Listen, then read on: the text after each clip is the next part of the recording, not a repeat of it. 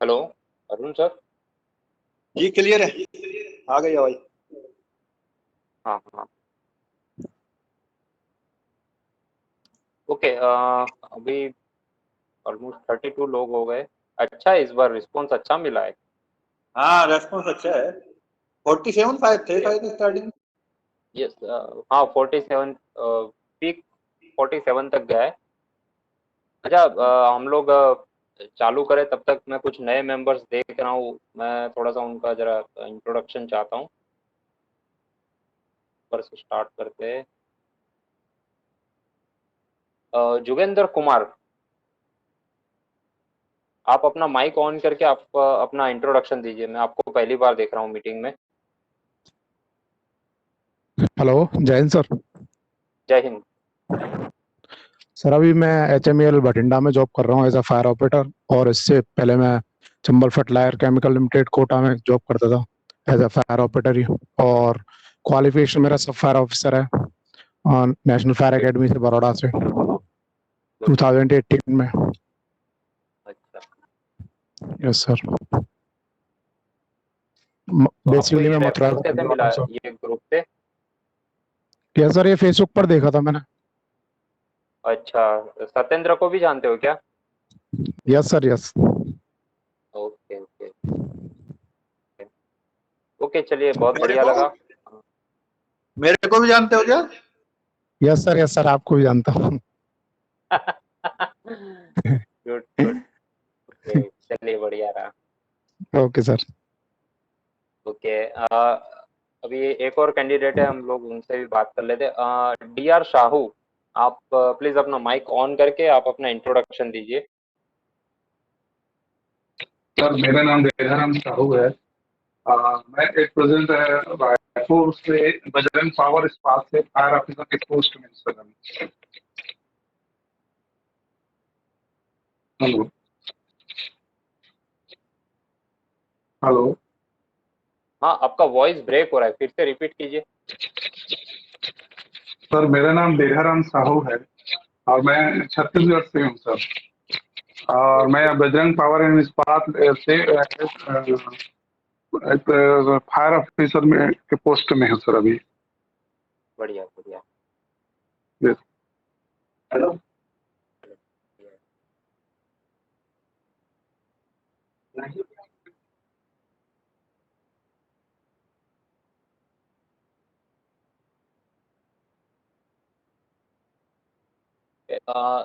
ये मिथुन करके किसी ने अपना नाम लिखा हुआ, पूरा सरनेम के साथ नहीं है ना। इंट्रोडक्शन दीजिए प्लीज। मनीष कुमार और मुकेश यादव, उन दोनों के बीच में आपका नाम आ रहा है sequence wise. Mithun ji. Good evening sir. Yeah good evening. Sir मेरा नाम मिथुन है, मैं उत्तराखंड का रहने वाला हूँ। जी। सर मैं इस टाइम फायरमैन हूँ सर, इंसिल्को लिमिटेड। कहाँ पर? सर ये गजरोला इंसिल्को लिमिटेड, जुबिलैंड के पास। ये अच्छा, और आज फर्स्ट टाइम अटेंड कर रहे हो क्या WLS? नहीं सर, काफी बार अटेंड किया।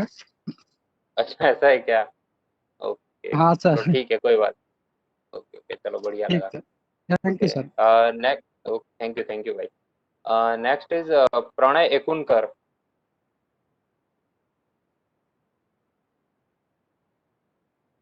Hello.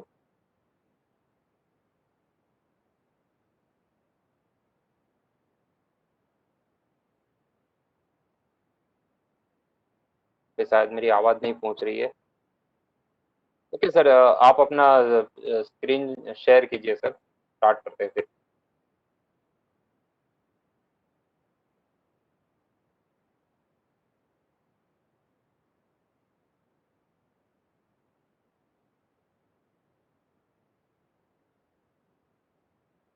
Hello, Arun sir.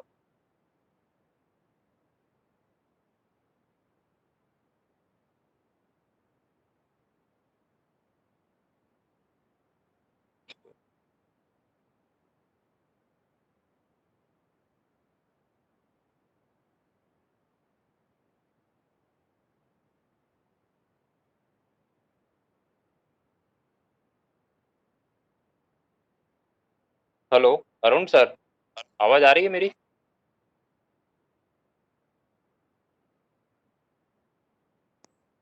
Hello.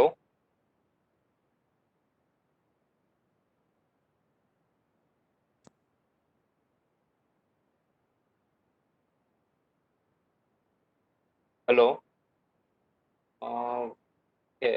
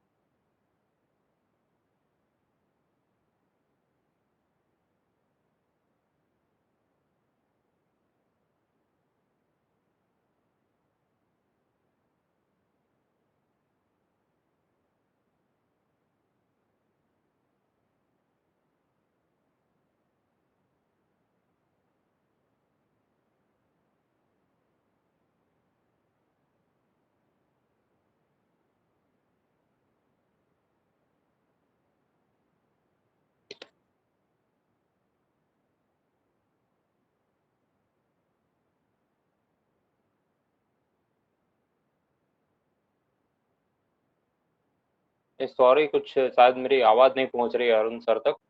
मैं ट्राई कर रहा हूँ उनसे बात करने के लिए।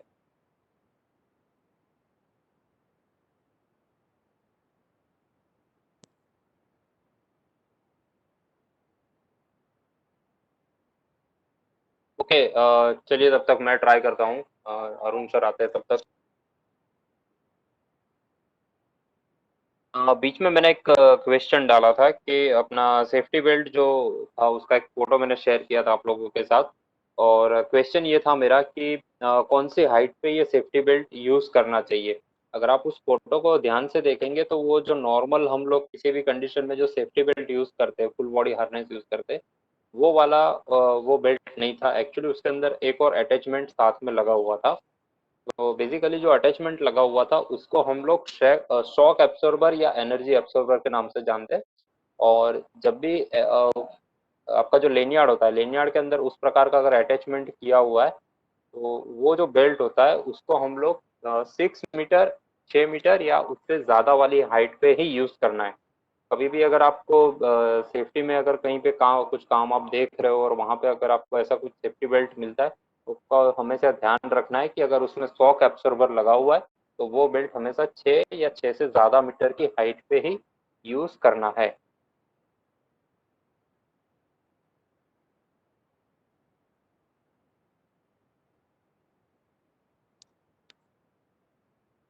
हेलो।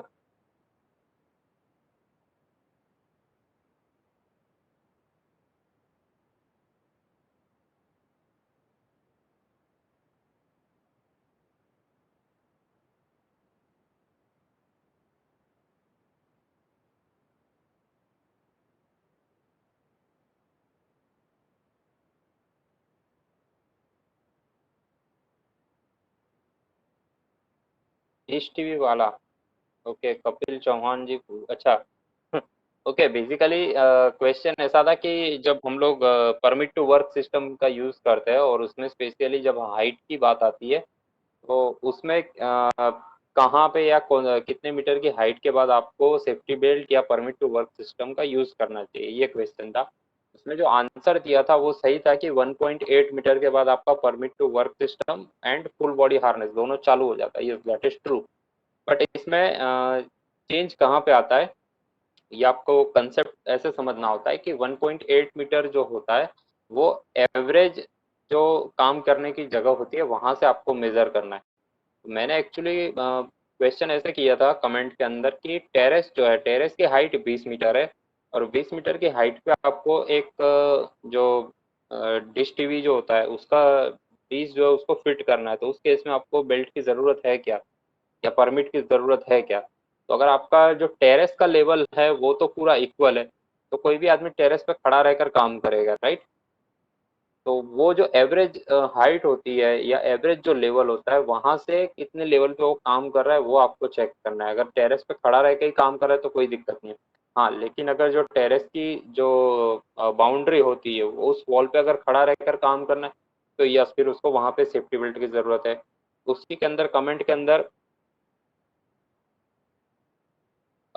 एक और चीज आई थी कि भाई जो सेफ्टी बेल्ट होता है, मान लो उसी टेरेस के ऊपर आपका कुछ टेली कम्युनिकेशन टावर लगा हुआ है, अगर उस टावर के ऊपर अगर किसी को चढ़ना है तो यस अगर वो 1.8 से ज़्यादा हाइट हो रही है तो अगेन आपको वहाँ पे safety belt and permit to work system जो है उसकी ज़रूरत है। बेसिकली ये जो क्वेश्चन है हम लोग अगर कोई टीवी एंटेना या ऐसा कुछ काम करने वाले को बुलाएंगे तो वो कोई यूज़ नहीं करने वाला है, लेकिन ये आपके दिमाग में ये कंसेप्ट फिट हो जस्ट उसी के लिए ये ट्रिकी क्वेश्चन मैंने डाला हुआ था।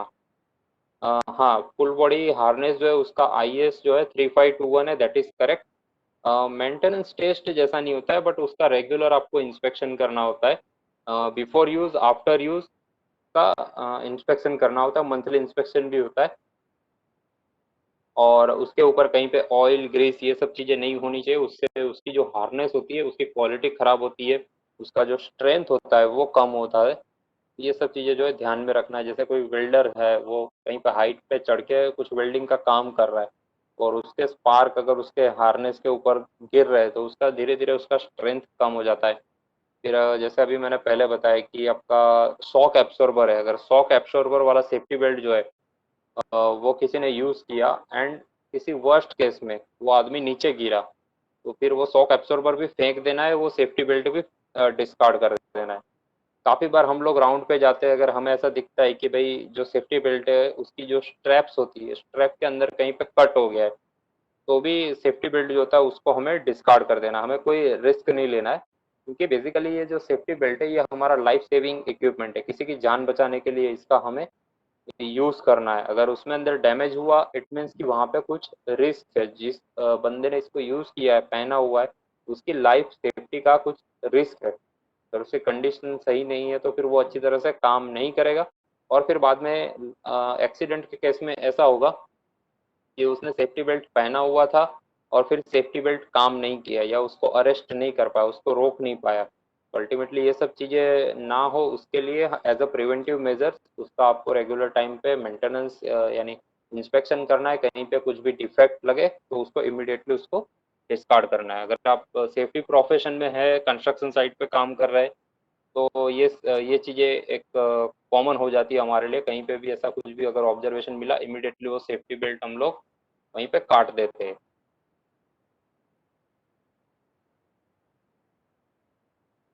ओके, और कोई क्वेश्चन है जो ग्रुप में से डिस्कशन में रह गया हो? लास्ट टाइम हम लोग जॉब सेफ्टी एनालिसिस के ऊपर डिस्कस कर रहे थे। जी हाँ बोलिए। सर। हाँ हाँ बोलिए मैं बोलिए, सुन रहा हूँ मैं। ये बोल रहे हैं जी सर, जी। कल हमारे कंपनी में मैटर हुआ है, अगर कोई सर सरदार है वो क्या हाँ, हेलमेट यूज करेगा कि नहीं करेगा, वो इस मैटर में हम जानना चाहते हैं सर। पहनना चाहिए ना उसको। एक देखो एक सिंपल चीज बता दो, जो भावेश जी, पगड़ी बांधते हैं ना। जी सर। सॉरी यार, हाँ कुछ वो सर। कॉल आ गया था, इम्पोर्टेंट अच्छा कॉल। इसकी वजह से क्या? ओके ओके, तो स्टार्ट कीजिए सर। सौमेंद्र जी मैं आपका क्वेश्चन फिर लास्ट में लूंगा, ठीक है ना? ठीक ओके सर, ठीक ठीक। धन्यवाद। ओके तो ओके, थैंक पहले यू आता है बहुत परेड सर। ग्राउंड पे। परेड ग्राउंड पे क्या क्या काम रहते हैं वो तो बता दिया, अब कैसे कैसे करने हैं उनका वो है। एक फायर को सर फाइंड करना है हमें कैसे। जी। सर स्क्रीन नहीं आया अभी तक। फिर नहीं आया। नहीं शेयर नहीं हुआ अभी तक।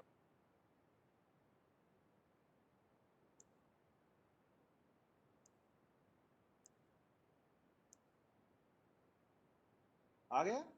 जी अभी आ रहा है sir.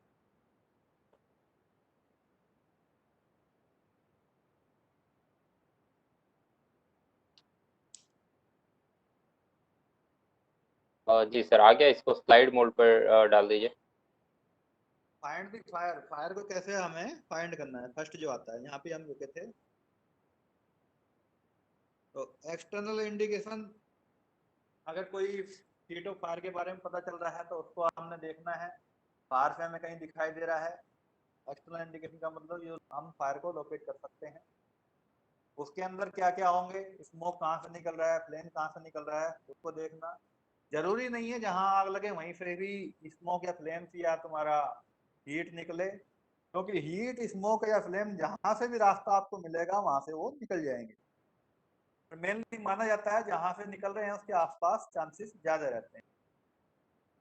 Cracking sound of burning material, जो अंदर सामान जल रहा है उसकी क्रैकिंग की आवाज आती है, बर्निंग मटेरियल की आवाज आती है, तो उससे पता चल जाएगा आपको सीट ऑफ फायर का कि आसपास ही है। जो आसपास के विंडो के ग्लास हो गए उनका कलर उड़ जाता है, डिसकलरेशन हो जाता है, वो कलर फेड पड़ जाता है या उड़ जाता है, वहां से आपको पता चल जाएगा इसके अंदर हीट जाता है या फायर जाता है, इसके कारण इसका कलर जा रहा है। जो कई बार डोर रहते हैं अपने, उनके ऊपर ब्लिस्टर्स आ जाते हैं, छाले छाले से पड़ जाते हैं, पपड़ी पपड़ी सी निकल जाती है ड्यू टू हीट, उससे आपको पता चल जाएगा इसी रूम के अंदर है, हीट बढ़ा हुआ है या फायर हो रहा है। जैसे जैसे आप उसकी तरफ को जाएंगे टेम्परेचर बढ़ता चला जाएगा, तो वो ग्रेजुअली जो इंक्रीज जो है टेम्परेचर के अंदर होता है। तो ये सारे एक्सटर्नल रीजन है, बाहर से आपको पता चल जाएगा कैसे कैसे आप मान लो पहुंच सकते हैं या कैसे कैसे आप सीट ऑफ फायर ढूंढ सकते हैं। फिर आता है साइन ऑफ बिल्डिंग कोलैप्स। मैंने पहले बोला था बिल्डिंग कभी भी अपने आप कोलैप्स नहीं होती है, एकदम से कोलैप्स नहीं होती है, बहुत सारे साइंस पहले देती है वो।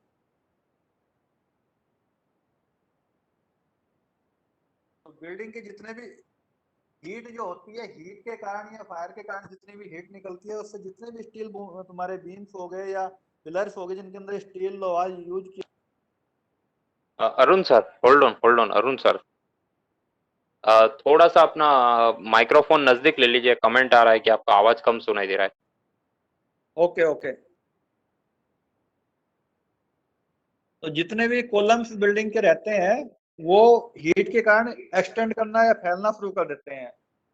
जैसे हीट आती है पिलर्स फैलेगा तो वहां से वो जगह बनना शुरू हो जाता है, तो कॉलम और बीम्स जो है डिस्प्लेसमेंट हो जाते हैं अपनी जगह से थोड़ा बहुत, तो उनका अगर वो होने शुरू हो गए तो ये मानो कोलैप्स होने की कंडीशन में आ गई, अब कोलैप्स होने की आगे आगे कोलैप्स होने के चांसेस हैं। फ्लोर सैगिंग या गैप्स, फ्लोर्स के बीच में गैप आना शुरू हो जाता है, नीचे तुम्हारे जो दीवारें हैं उनके अंदर थोड़ा गैप आना शुरू हो जाता है, तो वो सारी चीजें हैं। क्रैक इन वॉल्स, अगर जैसे जैसे हीट बढ़ती है उसके अंदर प्रेशर बढ़ता है तो उसके कारण दीवार के अंदर क्रैक्स आने शुरू हो जाते हैं, क्योंकि हीट और प्रेशर वहां से रिलीज होता है, तो वह क्रैक होती है तो बाहर की साइड में दीवार गिरने के चांसेस बन जाते हैं, बिल्डिंग कोलैप्स के चांसेस बन जाते हैं।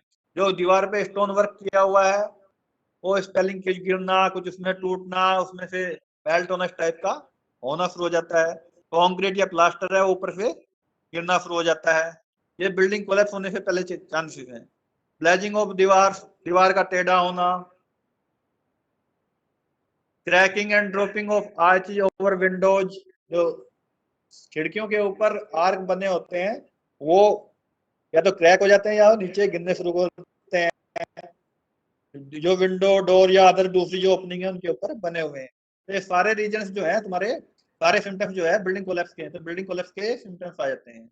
अगर इनको तुम फायर फाइटिंग कर रहे हो और क्लोजली वॉच कर रहे हो तो तुम्हें पहले पता चल जाएगा कि बिल्डिंग कोलैप्स होने वाली है। बहुत ज्यादा जरूरत पड़ती है वेंटिलेशन की, अगर कोई बड़ी फायर है, थोड़ी बड़ी फायर है, वेंटिलेशन बहुत जरूरी है। स्मोक और जो हीट और तुम्हारा फ्लेम्स आगी है उनको बाहर निकालने के लिए, क्योंकि वो स्मोक के कारण तुम्हारा फायरमैन का भी रूट एक्सेस ब्लॉक हो जाता है, फायरमैन अंदर नहीं जा सकता, और दूसरी चीजें हैं विजिबिलिटी तुम्हारी जीरो हो जाती है, रेस्क्यू ऑपरेशन आप नहीं कर सकते, हीट जैसे जैसे बढ़ती जाएगी तो तुम्हारे को बॉडी सपोर्ट नहीं करेगी, तो ये सारी चीजें वेंटिलेशन के द्वारा हम दूर कर सकते हैं। प्रॉपर वेंटिलेशन होना जरूरी है, हीट बाहर निकल जाए, फ्रेश एयर अंदर चली जाए। वेंटिलेशन का पर्पज है मेन, जो उसके अंदर हीट फ्यूम्स स्मोक बनी है वो बाहर निकल जाए या जो बाहर की फ्रेश एयर उसके अंदर चली जाए। तो इसके लिए बहुत सारे चीजें हैं कि एक ये भी है कि इम्प्रॉपर वेंटिलेशन अगर हो रहा है तो वो ज्यादा खतरनाक है प्रॉपर वेंटिलेशन होने से।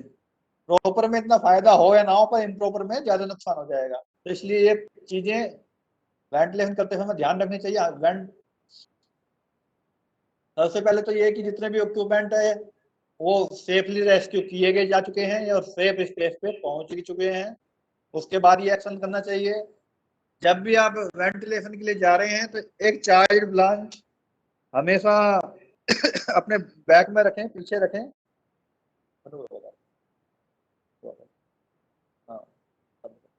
चाइल्ड ब्रांच पानी की पीछे रखें, जिससे अगर कोई दिक्कत भी आ रही तो आप तुरंत उसको आग को बाहर फैलने से रोक सकें। जैसे ही वेंटिलेशन करेंगे उसके अंदर एयर की सप्लाई या ऑक्सीजन की सप्लाई जाएगी और फायर भड़कने के चांसेस रहते हैं। तो ये तो मेन चीजें हैं। वैन जब भी ओपनिंग आपको करनी है तो हमेशा वेंटिलेशन के लिए रूफ लेवल पे, क्योंकि जितनी भी अपनी स्मोक रहेगा, हीट रहेगी, फ्यूम्स रहेंगे, वो हमेशा ऊपर के लेवल पे रहेंगी। लो लेवल पे थोड़ा कूल रहेगा, जितना भी तुम्हारा रूफ लेवल रहेगा, रूफ लेवल के ऊपर ज्यादा रहेंगी तो रूफ लेवल पे आपको बाहर निकालनी है गैसें, और नीचे से जितनी भी ओपनिंग है उसके अंदर से हवा अंदर जाएगी। तो जितना भी हो सकता है अपर की साइड में उसको करना होता है। कभी भी जहां से हमने वेंटिलेशन करा है वहां से ब्रांच नहीं डालनी, क्योंकि सबसे ज्यादा हीट वहीं पे है। ब्रांच या तुम पाइप वाइप डालोगे तो जल जाएगा, और रीजन यही है कि वहां पे हीट सबसे ज्यादा है और वहां से ही तुम्हारी सारी गैसें निकलनी है। तो वो जो बाहर फायर फाइटर भी तुम्हारा बैठा हुआ है उसको भी नुकसान है। तो ये इम्प्रॉपर के वेंटिलेशन कैसे किया जाना चाहिए। जो अगर बिल्डिंग के अंदर कोई सिस्टम लगा हुआ है जहाँ फ्रेश एयर फैन अंदर आ सकती है, एग्जॉस्ट फैन लगे हुए हैं, एग्जॉस्ट के कारण स्मोक धुआं बाहर जाने के लिए एक सिस्टम पूरा बना हो जाता है, मैकेनिकल सिस्टम रहता है। अगर वो लगा हुआ है तो उसको ऑपरेट करो, अगर लगा हुआ है तो। ऊपर के जितने भी शटर्स हैं, ग्लेजिंग है, एग्जॉस्ट विंडो है, सीलिंग लेवल पे जितनी भी चीजें हैं वो आप खोल सकते हैं, चाहे वो रूम के लेवल पे हो, स्टेयर के लेवल पे हो, या लिफ्ट के ऊपर। स्टेयर या लिफ्ट के ऊपर हमेशा ऊपर दिया जाता है एक विंडो वगैरह दी जाती है, चाहे वो क्लोज रहे या ओपन रहे। वो इसीलिए दी जाती है कि जितनी भी स्मोक और ये तुम्हारी फ्यूम्स जाएंगी वो ऊपर से बाहर हो सके। अगर हमें फोर्सफुली करना है तो ऊपर से दीवार तोड़नी होती है, या ग्लास विंडो ग्लास ऊपर की साइड का तोड़ना होता है, नीचे से वो ले लेती है। अगर स्प्रिंग लोडेड हमारे पास में वेंटिलेटर्स लगे हुए हैं जो एक पर्टिकुलर टेम्परेचर पे अपने आप खुल जाते हैं, वो रूफ पे लगाए जाते हैं या साइड दीवारों पे भी कई बार लगाए जाते हैं, तो वो अपने आप ऑपरेट हो जाते हैं। मेथड ऑफ एंट्री, कहीं भी आपने चाहे रेस्क्यू के लिए जाना है चाहे फायर फाइटिंग के लिए जाना है, ये माना जाता है, ये बोला जाता है कि कम से कम 2 आदमी की टीम जाए। 2 आदमी के बिना अंदर नहीं जाना चाहिए।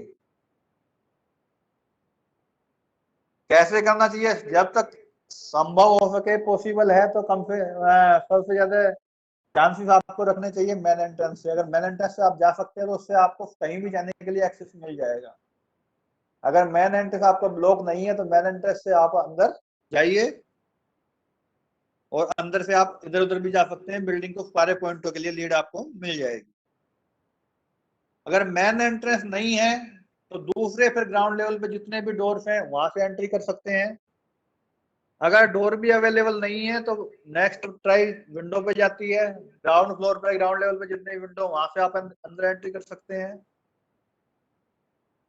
अगर डोर और विंडो कहीं भी क्लोज पोजीशन में मिल रहे हैं तो उसको इमीडिएट तोड़ सकते हैं आप। ये रूल्स के अंदर भी लिखा हुआ है कि अंदर जाने के लिए फोर्सफुली एंट्री की जरूरत पड़ रही है, पर ये लास्ट रिसोर्स के टाइम पे है।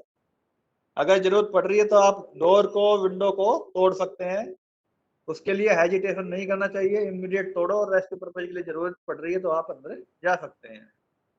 पर हमेशा तोड़ते समय ध्यान रखना चाहिए जितना भी हो सके कम से कम नुकसान उसका बिल्डिंग का हो, बिल्डिंग का, डोर का, विंडो का। ओनली वही पोर्शन तोड़ना चाहिए जहां पे हम कुंडी को खोल सकें। Break only that portion which is required for unlocking the latch. जो कुंडी है जिसको अनलॉक करने के लिए हम कोशिश कर रहे हैं वो उसी को हम तोड़े, वहीं से हम उसको खोल सकें। It is always wise to break the panel and save the door. हमेशा ये अच्छा है कि अगर तुम पैनल को तोड़ते हो और डोर को बचा लेते हो तो हमेशा पैनल से तोड़ने से ज्यादा बेटर है, गेट तोड़ने में ज्यादा बेटर है, दरवाजा तोड़ने से ज्यादा बेटर है पैनल तोड़ो। सेम केस विंडो में, अगर विंडो में आप ग्लेजिंग तोड़ से लैचेज को निकाल सकते हो तो वो ज्यादा बेटर है, विंडो बच जाएगी। रेस्क्यू करने के लिए अगर आप जा रहे हो तो फर्स्ट काम रेस्क्यू का रहता है। रेस्क्यू के अंदर दो तरह का रेस्क्यू होता है, ऑर्डिनरी और जनरल।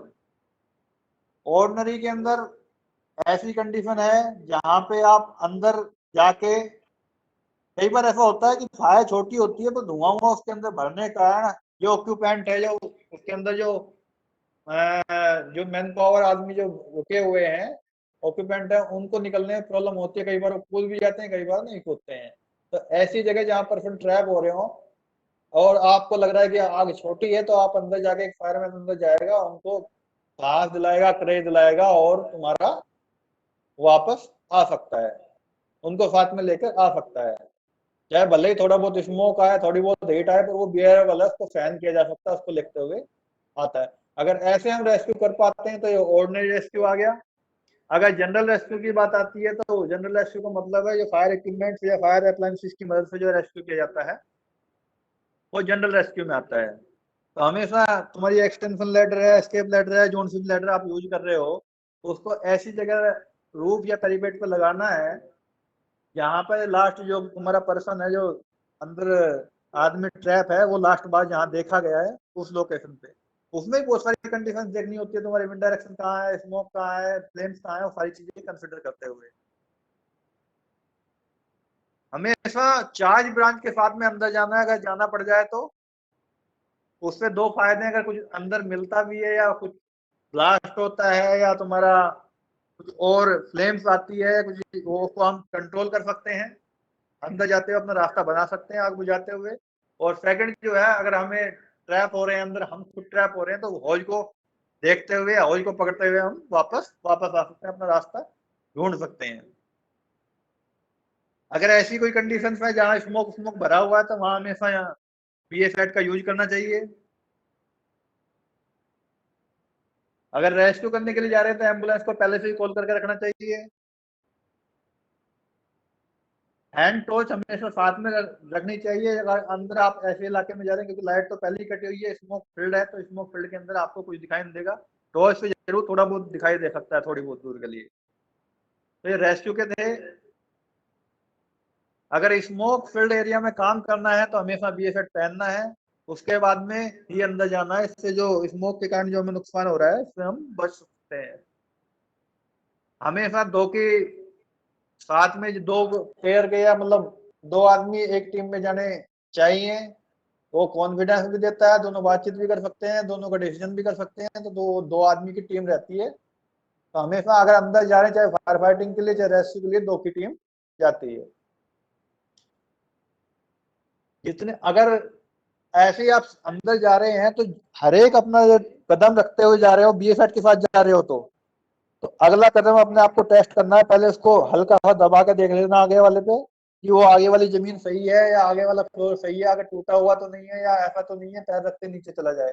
तो जितने भी स्टेप आप रखते जा रहे हैं, हर एक को अपने वेट के हिसाब से उसको चेक करते जाइए, जब आगे बढ़िए। भागना नहीं है, दौड़ना नहीं है, ओनली सफल करना है, बिल्कुल आगे साइड टू साइड चलना है।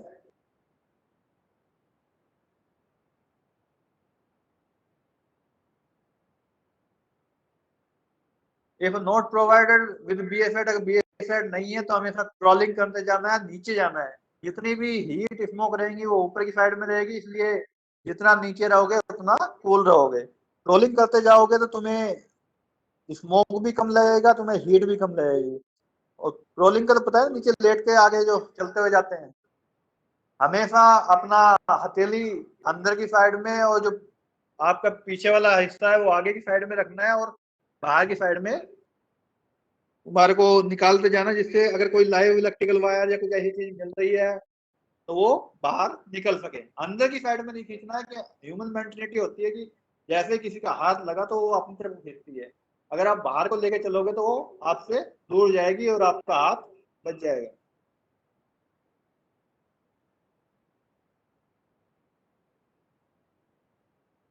जब भी अंदर जा रहे हो, अपने दिमाग के अंदर एक पूरे रास्ते का स्ट्रेच बना के जाना है, जिससे कोई स्पेशल चीज उसमें बीच में आ रही है, कहीं जीना आ रहा है, कहीं बीम आ रहा है, कहीं कोई ऐसी चीज रखी हुई आ रही है जिससे आप वापस आ सकते हो, उसको पता रहे कि आप हाँ इसी रास्ते में जा रहे हो।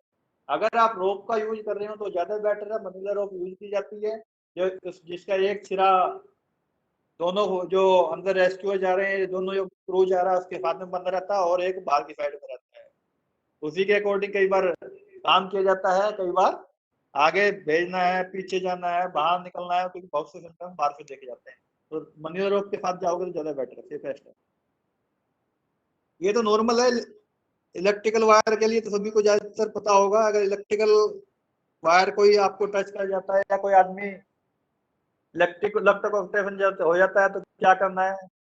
फर्स्ट जितना भी है, जहाँ से पावर सप्लाई आप कट ऑफ कर सकते हैं पावर सप्लाई कट ऑफ करो। जब तक पावर सप्लाई कट ऑफ हो रही है तब तक इस बीच में रबड़ के हैंड ग्लव्स और बूट पहनने जरूरी हैं, वो आप पहन लीजिए।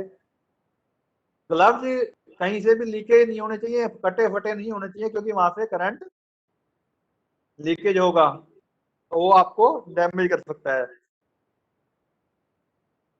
जहां विक्टिम पड़ा हुआ अगर वो गीली जमीन पे है तो वहां तक जाने के लिए रास्ता बनाइए। कोई लकड़ी का प्लेट है, प्लेटफॉर्म है, कोई लैडर है, इस टाइप का कुछ भी है, वहां तक जाने के लिए आप उसको बिछाइए। और पानी में नहीं जाना है, पानी से ऊपर आप उसको ले जाइए। कोई डोर मिल जाए, कोई और चीज ऐसी मिल जाए तो वेट ग्राउंड पे आप लेके वहां तक पहुंच सकते हैं। अगर कोई तार है तो उसको अर्थ करने की कोशिश कीजिए। अर्थ हो जाएगा तो करंट उसको पास हो जाएगा अर्थ को पूरा पूरा। तो उसके लिए कोई मेटल का ऐसा ऑब्जेक्ट है उससे टच कर दीजिए, या कोई ऐसा मेटल पाइप वाइप मिलता है तो उससे आप उसको अर्थ कर सकते हैं, जिससे जो सप्लाई विक्टिम की है वो उधर ट्रांसफर हो जाएगी। सीलिंग हुक हर एक गाड़ी के अंदर या हर फायर टेंडर के अंदर होता है, उससे आप उसको अलग कर सकते हैं इलेक्ट्रिकल वायर को। तो अगर वो है तो उससे विक्टिम को अगर टच कर रहा है तो उससे उसको अलग कर सकते हैं। अगर कट ऑफ हो गया तो भी है, पावर सप्लाई कट ऑफ हो गया तब भी है, नहीं हुई है तब भी। इसके बाद में भी आपको बेर हैंड नंगे हाथों से उसको नहीं छोड़ना है, छूना है। कई बार स्टैटिक चार्ज उसके अंदर रह जाता है जो आपको झटका देगा और आपको भी इलेक्ट्रोकुटेशन कर सकता है। तो नंगे हाथों से जब भी इसको नहीं छूना है, जैसे इसको रिलीज कर लें उसको भी अर्थिंग कर देना है। विक्टिम को भी अगर अर्थिंग नहीं हो रहा है तो हो जाता है तो उसके बाद में ब्लैंकेट से कवर्ड कर लेना है। इमीडिएट फर्स्ट एड आपके पास में जो है वो फर्स्ट एड देनी है और हॉस्पिटल उसको भेज देना है, जिसमें सीपीआर वगैरह दी जाती है। और फायर फाइटिंग आप कर रहे हैं तो उसके लिए क्या क्या हिंट है। ये फायर फाइटिंग करने के लिए फायर फाइटिंग के दौरान क्या क्या आपको करना है या क्या क्या चीजें देख के रखनी है। तो सबसे पहले है जो ऊपर पानी, ऊपर के फ्लोरों पे या कहीं भी ऐसे जगह पानी गैदरिंग हो रहा है उसकी वजह से अगर वेट बढ़ रहा है तो उसको आपको रिमूव करना है। अपर फ्लोर पे ड्रेनेज है, कोई ड्रेनेज चौक हो गया तो उसको निकालना है, या और कहीं पे ड्रेनेज बना सकते हैं तो उसको बना के ऊपर फ्लोर से पानी को नीचे निकालना है। तो arrange for water to be drained out from upper floor. Do not remove heavy machinery during the fire fighting. Fire fighting के दौरान जो भी हैवी मशीनरी है उनको छेड़छाड़ नहीं करनी चाहिए ना, क्योंकि कई जगह जो है हमारा फ्लोर जो है वीक हो जाता है और हम मशीनरी को इधर उधर करेंगे तो उससे कोलैप्स के चांसेस बढ़ जाते हैं। जो जहां रखा हुआ है वहीं पे रहने दें। हल्के आइटम है उनको आप इधर उधर कर सकते हैं, जो भारी मशीन है उनको छेड़छाड़ नहीं करना चाहिए। Do not play water jets necessary to sunset liable to expensive. जो ऐसी चीजें बहुत सारी जिनमें पानी मारने से वेट बढ़ जाता है, जैसे रुई है, जूट है, टी है, तंबाकू है और बहुत सारी चीजें जिनसे पानी मारने से उनका वेट बढ़ जाता है। ऐसे में वाटर जेट आग लगी हुई है तो कोई दिक्कत नहीं है, और आग नहीं लगी हुई तो उसको नहीं बढ़ाना, क्योंकि वो वाटर को एब्जॉर्ब कर लेती है और वेट उसका बढ़ जाएगा। Do not play water jet on heated metal. जितने भी हीटेड मेटल है उन पर वाटर नहीं मारना चाहिए, क्योंकि वो इमीडिएट कोलैप्स होते हैं। अगर स्टील हीटेड है उसके ऊपर आप पानी मार दो तो इमीडिएट बेंड हो जाएगा। वो स्टील जॉइंट है, तुम्हारे ग्लास है, कॉलम्स है, वाल्स है, पिलर है, रूफ है।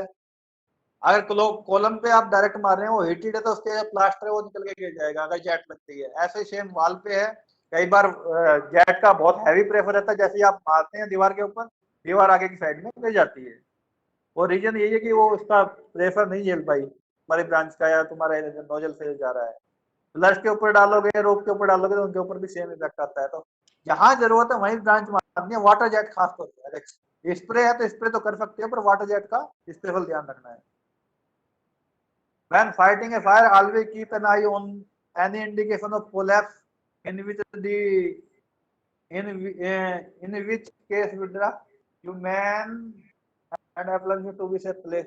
जब भी आप फायर फाइटिंग कर रहे हो, अंदर हो, कहीं भी हो, हमेशा आसपास के एनवायरनमेंट के ऊपर कम से कम देख के रखना, इंडिकेशन रखना है कि कोलैप्स के तो कोई चांस नहीं, फायर बढ़ने के तो कोई चांसेस नहीं, कोई ऐसा इक्विपमेंट तो नहीं है जो फट सकता है, कोई ऐसा फ्लेमेबल और सब्सटेंसेस तो नहीं है वहां पे जहां तक आग जा सकती है। तो ये सारी चीजें देख के रखनी है। अगर कोई ऐसी चीज है और लग रहा है तुम्हें ऐसा होगा तो अपनी मैन पावर को और अप्लायंसेस को वहां पे सेफ प्लेस पे ले जा सकते हो।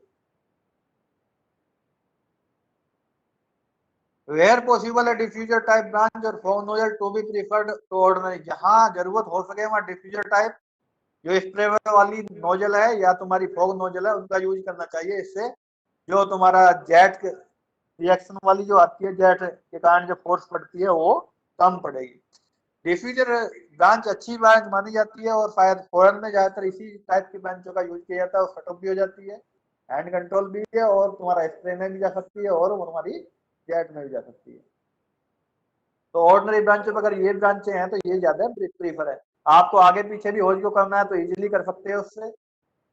अगर ऑर्डिनरी ब्रांच आप यूज कर रहे हो तो उससे नहीं हो पाएगा। Do not open the fire room या फायर डोर, रूम का डोर जो है सडनली। बैकड्राफ्ट आपने सुना होगा, शायद भावेश जी ने एक मूवी भी डाली थी बैकड्राफ्ट, अगर किसने देखी हो तो अच्छी मूवी है। उसमें स्पेशली बैकड्राफ्ट को दिखाया हुआ है कैसे होता है। अगर किसी रूम के अंदर आग लगी हुई है तो उसके अंदर बैकड्राफ्ट के चांसेस ज्यादा रहते हैं अगर वो लॉक है। जैसे ही आप गेट खोलते हो तो बैकड्राफ्ट होता है। रीजन क्या है, जैसे आग लगी हुई है अंदर का एक पर्टिकुलर ऑक्सीजन लेवल रहता है। ऑक्सीजन लेवल जैसे जैसे आग बढ़ती जाएगी ऑक्सीजन लेवल कम होता जाएगा और 17, 15, 14 पे जाके आग तो एक्सटिंग्विश हो जाएगी, फायर तो एक्सटिंग्विश हो जाएगी, पर टेम्परेचर अंदर का इतना है कि उसके कारण जितनी भी जलने वाली चीजें थी इमीडिएट वो जो है ना वेपर फॉर्म में आ गया, जलने की फॉर्म में आ गई टेम्परेचर की वजह से। जैसे ही कहीं से इसको हवा मिलती है, एयर मिलती है, ऑक्सीजन लेवल बढ़ता है, तुरंत वो एक्सप्लोजन करता है जिसको बैकड्राफ्ट बोला जाता है। कई बार इसको स्मोक एक्सप्लोजन बोल दो, बैकड्राफ्ट बोल दो, फ्लैश ओवर बोल दो, और भी एक दो टर्म है। हालांकि सब में थोड़ा बहुत अंतर है पर करीब करीब आती से सेम ही इसी कंडीशन में आती है। फ्लैश ओवर भी इसी कंडीशन में आती है, स्मोक एक्सप्लोजन भी इसी कंडीशन में आ जाता है, तुम्हारा बैकड्राफ्ट भी जाता है। तो इसे प्रिवेंट करने के लिए कभी भी डोर को एकदम से नहीं खोलना अगर उसके अंदर आग लगी हुई है, धीरे धीरे खोलना है, चार्ज ब्रांच साथ में रखनी है। जैसे ही हल्की सी हवा उसके अंदर आए तो तुरंत उसको, अगर फायर बाहर आती है तो उसको प्रिवेंट करना है। धीरे धीरे खोलते जाओगे तो उससे पहले अगर पॉसिबल है कहीं कर सकते हो तो वेंटिलेशन कर सकते हो तो ज्यादा बेटर है। ऊपर की साइड में वेंटिलेशन कर दोगे तो ऊपर की हॉट गैसें जो है ना बाहर निकलना शुरू हो जाएंगी। कई बार ऐसा भी होता है जहां वेंटिलेशन करते हैं वहां भी आग लग जाती है। रीजन यही है कि वहां से एयर अंदर जाने की कोशिश करती है और अंदर तो जा नहीं पाती है, वहीं टेम्परेचर अंदर रहता है, जलने वाली गैसें अंदर बाहर को निकलती है, वहीं पे आग लग जाती है। तो वो भी अपना देख के करना, इम्प्रॉपर वेंटिलेशन नहीं होना चाहिए। इसके बाद में कई बार आता है पीपीवी प्रेशराइज वेंटिलेशन जो होता है, तो वो तो खैर वेंटिलेशन का बहुत बड़ा चैप्टर है, बाद में किसी दिन देखेंगे। अभी किसी को कोई क्वेश्चन हो तो पूछ सकता है।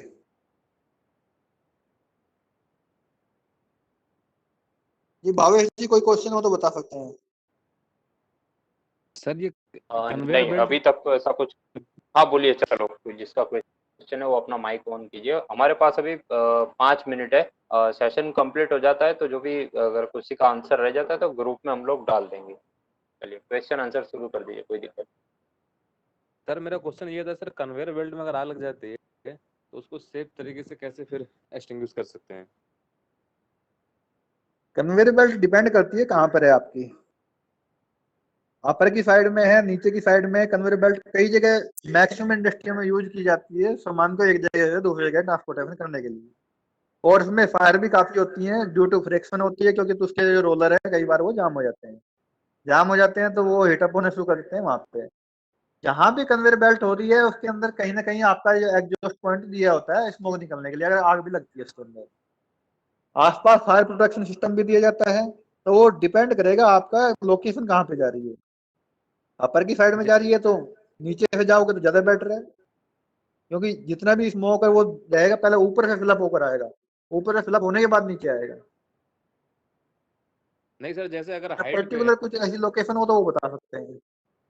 जी जी, ये हाइट पे कन्वेयर बेल्ट है तो सर वहां पे फायर फाइटिंग करना तो मुश्किल पड़ जाएगा ना। अगर ओपन में है या क्लोज में है? नहीं, क्लोज में है सर। क्लोज में तो ऊपर से वो रहता है ना तुम्हारा, वेंटिलेशन निकालोगे ऊपर से, मुश्किल क्यों पड़ेगा? अगर क्लोज में है उसके बराबर में पाथवे दिया जाता है, पूरी चीजें दी जाती हैं, ऊपर से टिन शेड हटा सकते हैं, जगह जगह वेंटिलेशन के लिए दिया जाता है, एग्जॉस्ट के लिए दिया जाता है। कन्वेयर बेल्ट वो के अंदर तो तुम्हारा डस्ट एक्सप्लोजन के बहुत सारे चांसेस रहते हैं, तो उसके लिए दिया जाता है पूरा अरेंजमेंट। तो जैसे सर बेल्ट तो चल रही है ना, बेल्ट चल रही है तो फिर आग भी तो उसी हिसाब से तेज बढ़ती जाएगी। बेल्ट चल रही है तो बेल्ट बेल्ट ट्रिप कर दो, बंद कर दो, बेल्ट करने में बंद करने में क्या दिक्कत आ रही है? जी अगर आग लग गई है तो पर्टिकुलर एक ही जगह पे लगेगी, ये पूरी बेल्ट में एक साथ ही लगती है। जी जी और वो अपर की साइड में जाएगी, नीचे की साइड में कम आएगी। जी अगर जी तुम्हारी वर्टिकल बेल्ट है, मतलब थोड़ा एंगल पे जा रही है, तो ऊपर की साइड में आग ज्यादा बढ़ेगी, नीचे की साइड में नहीं जाएगी। जी सर।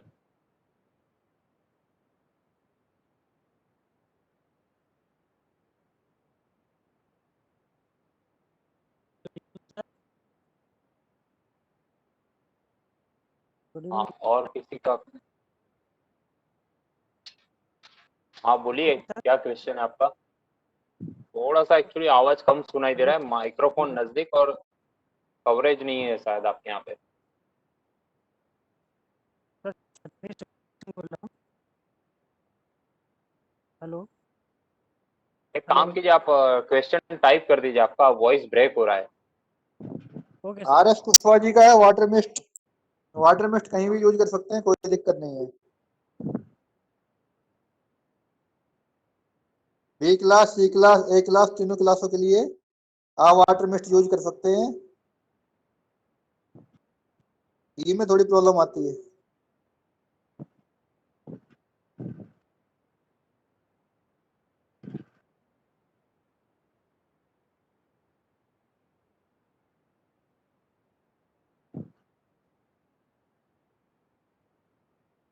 कि तब तक किसी और का कुछ क्वेश्चन हो तो बताइए, डायरेक्टली माइक ऑन करके पूछ सकते हैं, कोई दिक्कत नहीं है।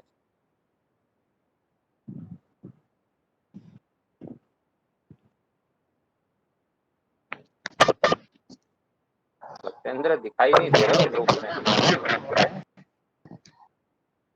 हेलो सर, हाँ मेरी आवाज बोलिए। आ रही है? सर जैसे हम हाँ फायर सुनाई। स्टेशन से निकलते हैं फायर ग्राउंड की तरफ, तो रूट में वजह से हमारा रूट ब्लॉकेज हो जी जाए, पीछे रिटर्न कर सकते हैं। जब हम दूसरे मतलब फायर टेंडर के लिए कॉल कॉल करेंगे तो वो उस बिल्डिंग के पीछे डायरेक्शन में पहुंचता है, जो कि एनवायरमेंट डायरेक्शन के अपोजिट है। तो सर इस जी जी। सिचुएशन में हम क्या करेंगे? तो आगे आने के लिए रास्ते रहते हैं। नहीं जैसे सर, कोई मान हाई राइज बिल्डिंग लीजिए है, कोई आगे कोई कोई दीवार लगी ऐसी हुई बिल्डिंग है जिसके चारों साइड में वो दिया जाता है। है। नहीं, देहाती में सर नहीं होता है, ऐसा देहात में नहीं होता है सर ऐसा। देहात में नहीं होता तो विंड डायरेक्शन देखते हुए देखते रहेंगे। ऐसा नहीं है, अगर कोई भी चांस कंफर्ट नहीं है, आप कोई भी डायरेक्शन नहीं जा पा रहे हैं तो उधर से करेंगे, अपने आप को प्रोटेक्शन करते हुए करेंगे। हाँ वही है सर, स्मोक आएगा ना, जैसे अपोजिट डायरेक्शन है तो उधर स्मोक स्मोक। आएगा तो उसके लिए BSF तुम्हारे पास में है। अगर तुम 90 डिग्री पे नहीं, वो नहीं कर सकते हो, 180 डिग्री पे नहीं जा सकते हो, सेकंड ऑप्शन होता है तुम्हारे पास 90 डिग्री परपेंडिकुलर डायरेक्शन से आप फायर फाइटिंग करोगे तो आगे ओके। जितना कोशिश की जाती है कि आगे नहीं रहना है। अगर तो आप बिल्कुल पीछे नहीं जा सकते फायर के, साइड पे जाके दोनों साइड से आप फायर फाइटिंग कर सकते हैं। Okay sir.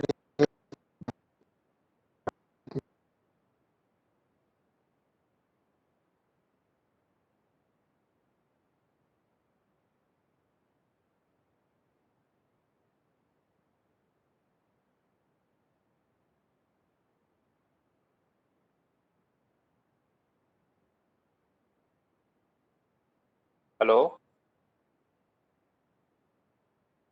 ये हमारे पास शायद 2-3 मिनट है, 3 मिनट के बाद मीटिंग कंप्लीट हो और जाएगा। कोई क्वेश्चन है सर?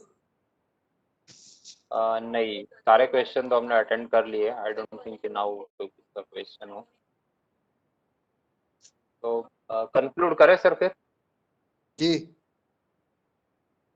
ओके, सभी लोगों का भाई थैंक यू, आप लोगों ने सेशन अटेंड किया। ग्रुप में ज़्यादा से ज़्यादा आप एक्टिव रहिए, क्वेश्चन आंसर करते रहिए। जितना आप सीखोगे उतना ही आपको जॉब जो मिलने के चांसेस है वो उतने ही ज़्यादा रहेंगे, अगर नॉलेज अच्छा रहा तो। आप लोग एक एक करके फिर मीटिंग से लेफ्ट होते जाइए, क्योंकि मेरा रिकॉर्डिंग जो है वो मुझे लास्ट में सेव करना होगा, इसके लिए। अरुण सर, आपको भी थैंक यू, आपने पूरा सेशन बहुत बढ़िया तरीके से सारी चीज़ एक्सप्लेन किया। Thank you everyone.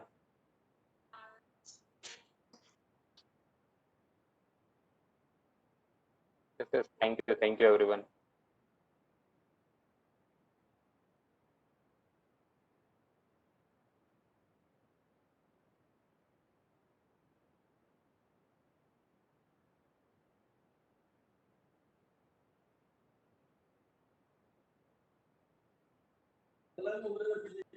चलो